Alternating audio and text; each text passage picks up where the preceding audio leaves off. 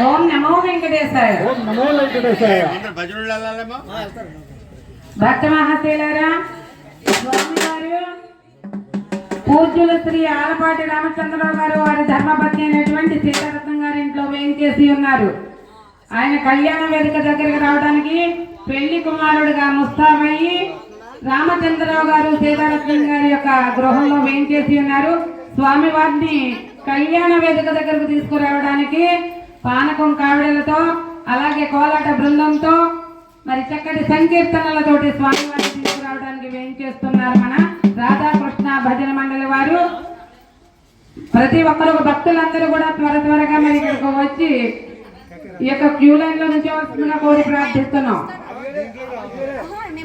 ఓం నమో వెంకటేశాయ.